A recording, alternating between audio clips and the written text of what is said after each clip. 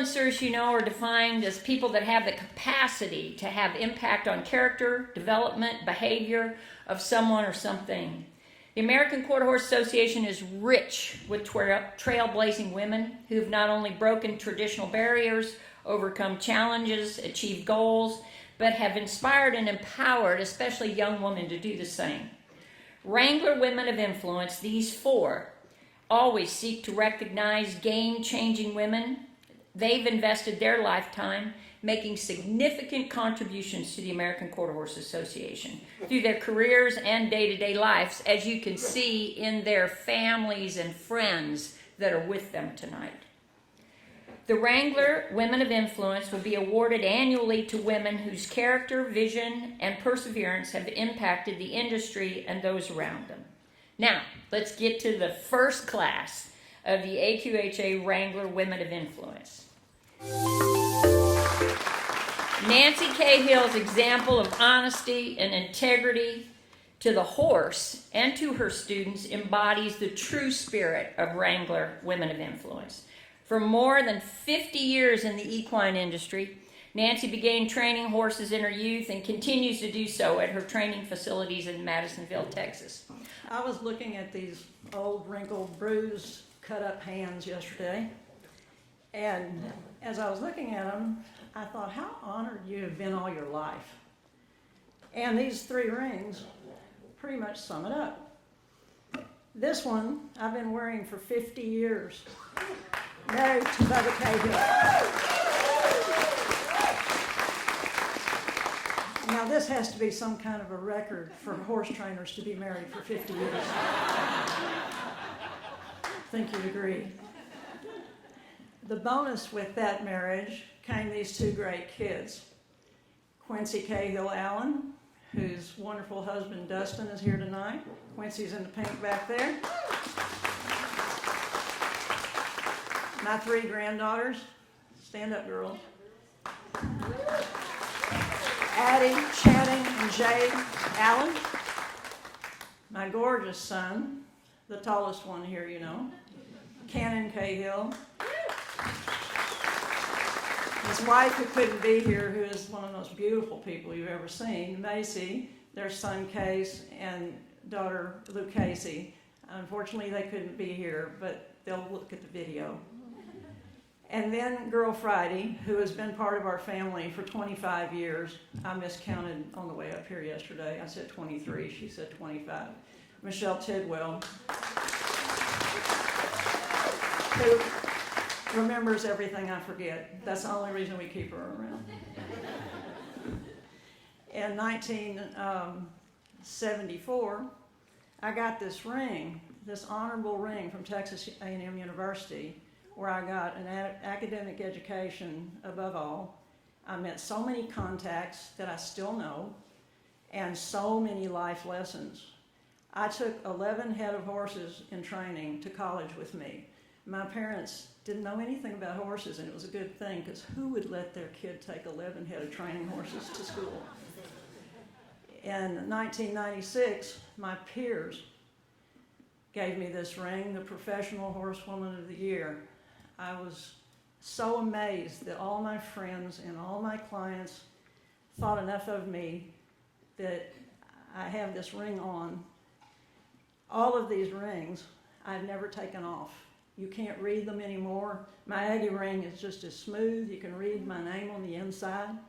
You can't read my Professional Horsewoman of the Year ring anymore because it's smooth on the top. I've never taken any of them off. If we could take all the accomplishments of these women and write a book, what a book it would be.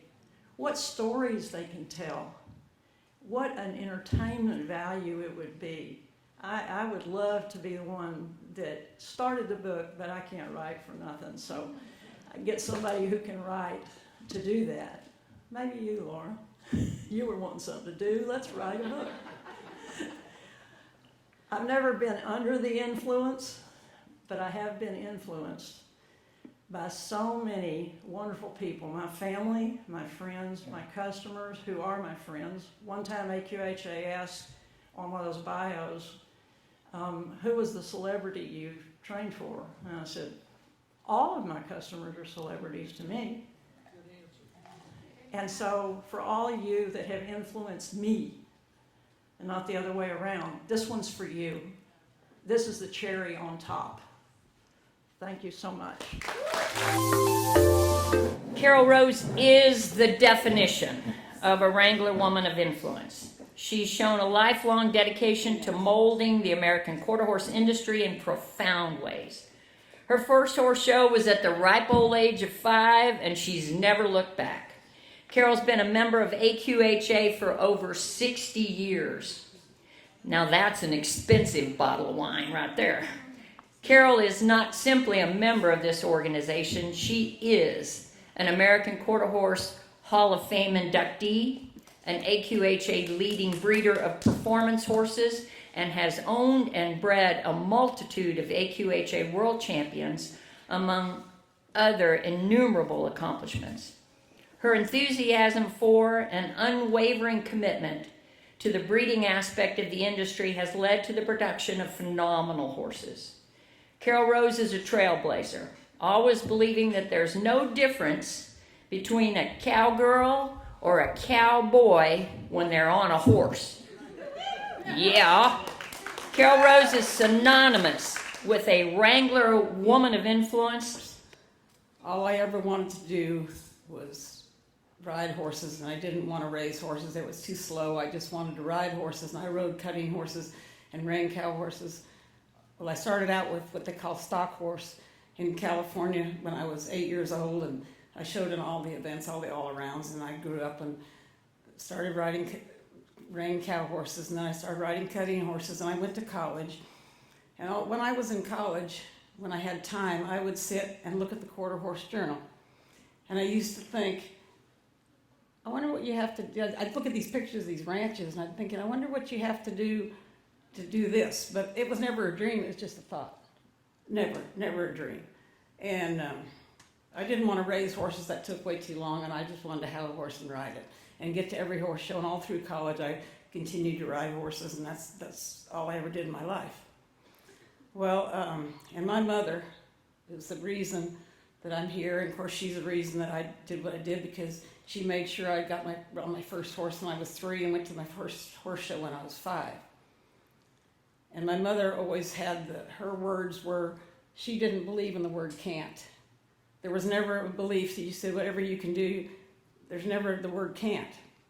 So in 1967 I married Matlock Rose and moved to Texas. And we had we trained a lot of horses, and eventually we had a big breeding farm.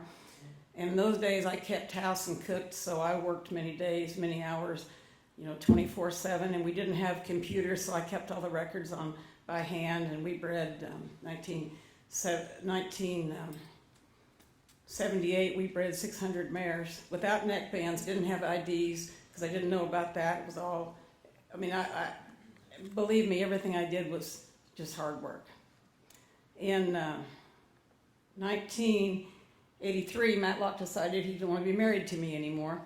So I hate the word everybody, but everybody would say to me, Carol, are you going back to California? Carol, where are you going? Carol, are you going to stay with horses? Carol, what are you going to do? Where do you think you're going to live? When are you going to leave? All these questions, and I would just say, gosh, I don't know. I don't plan on going anywhere. And in my mind, I didn't. I talked to my mother, and I said, Mother, do you think I can do this? And she said, what do you think? There's no such word as can't. So on June the 1st of 1984, about 1 o'clock in the afternoon, the welders were out there, and the sign that said Matlock and Carol Rose went down, and the one that said Carol Rose Quarter Horses went up.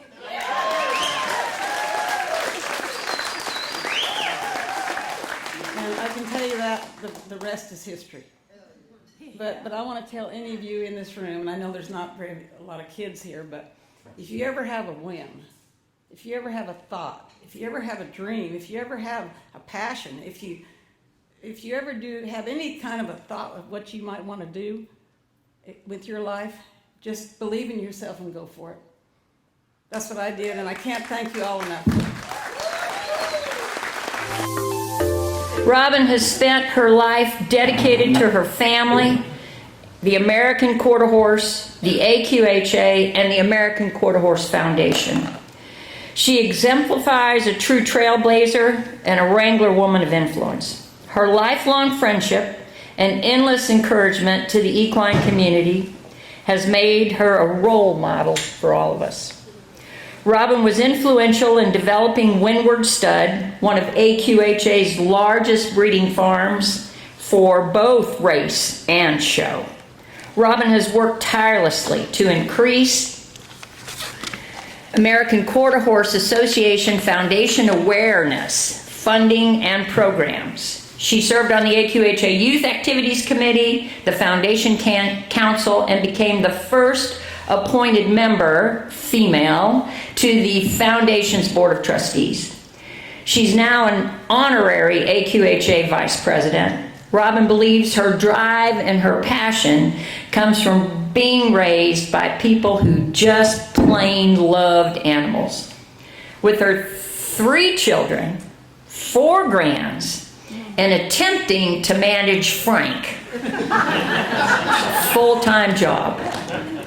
Robin continues to give time, energy, vision, and support to numerous aspects of AQHA.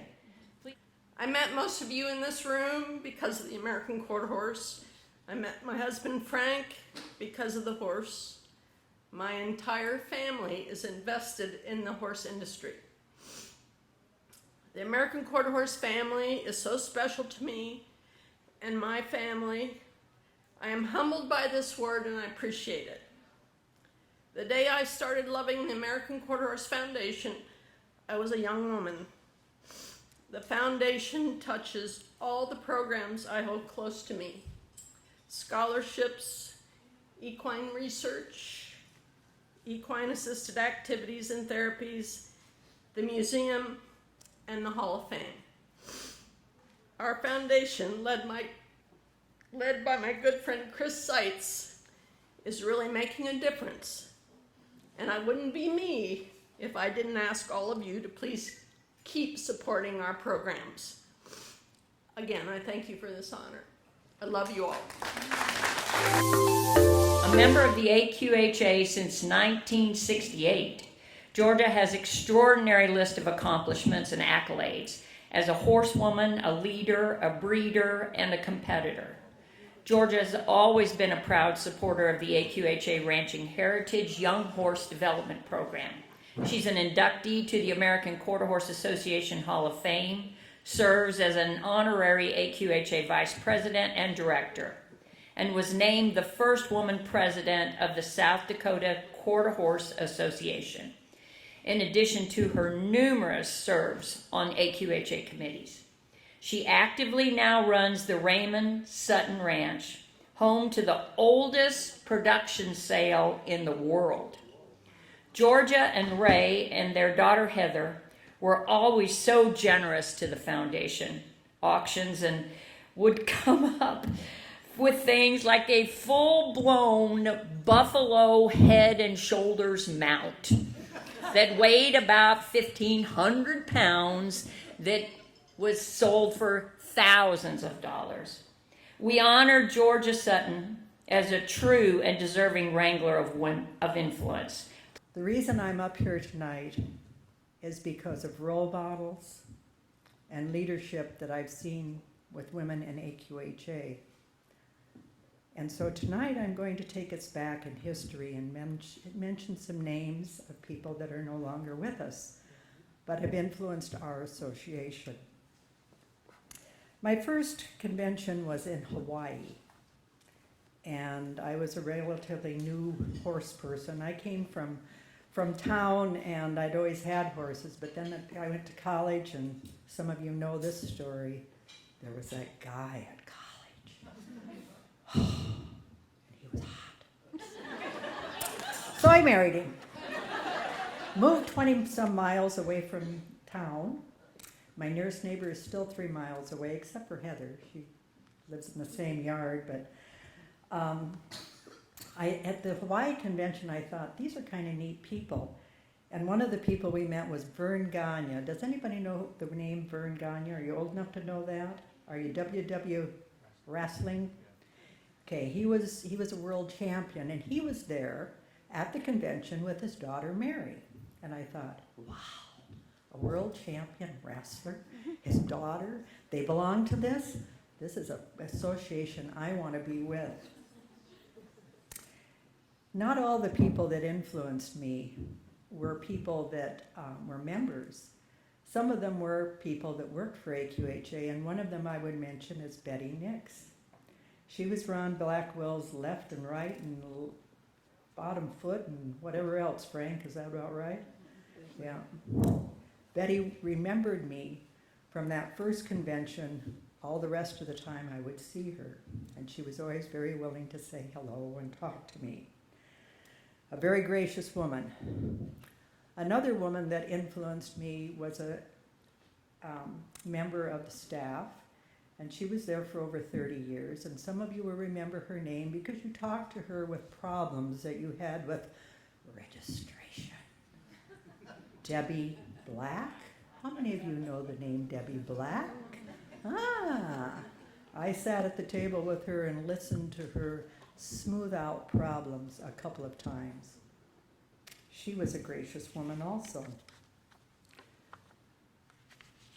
But some of the women at that time, AQHA was a lot different, Carl. At that time, the guys were the leaders, and they were the ones that were supposed to be making the decisions.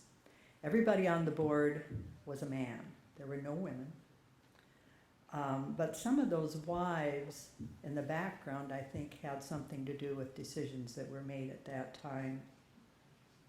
Two of the women that I used as role models came from New Mexico. One of them was Suzanne Jones.